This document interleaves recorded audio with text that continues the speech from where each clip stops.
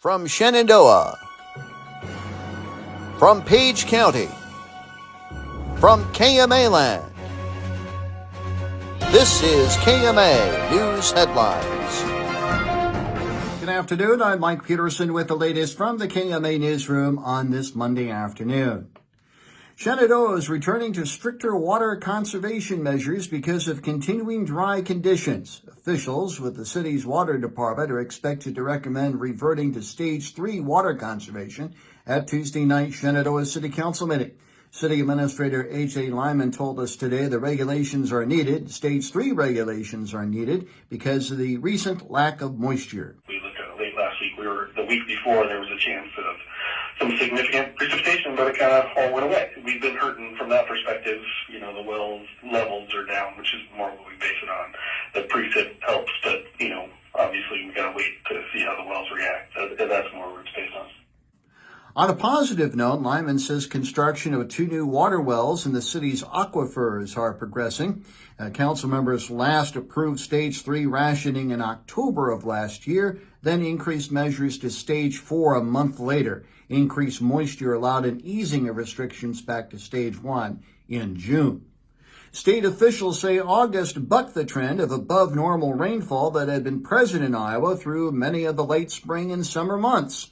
That was the message from the Iowa Department of Natural Resources in its monthly water summary update. According to U.S. Drought Monitor released Thursday, nearly 40% of the state is now experiencing D0 or abnormally dry conditions, including much of western Iowa.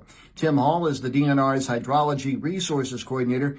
Hall tells KMA News that the return of abnormally dry conditions comes as August was nearly 0.93 inches below normal in rainfall, with a preliminary statewide precipitation of 3.2 inches. As whole grade sharing continues in 2 KMA land school districts, discussions continue in 2 other districts. Members of the South Page School Board hold a public hearing at 5 this evening at the district's conference room on a whole grade sharing agreement with the Clarinda School District. A similar public hearing takes place at Wednesday's Clarinda School Board meeting at 5 p.m. at the McKinley Central Office Building. Under the 5-year agreement, both districts would continue operating their elementary schools. South Page's 7th through 12th grade students will attend classes in Clarinda, similar to the tuition agreement in effect between the districts this school year. And voters will head to the polls in November on a bond issue referendum for improvements in the KM school district. School district voters in Adair, Adams, Audubon, and Cass counties will decide on a $22.5 million bond issue to cover the majority of an estimated $30 million project that would allow school officials to bring all students into a K-12 facility in Anita. Currently, middle school and high school students attend classes in Anita, while elementary students attend classes in Messina. KMA on-track weather, sunny this afternoon, highs to the mid-80s, south winds 10 to 15, gust up to 20, and then mostly clear tonight, with lows in the mid-50s.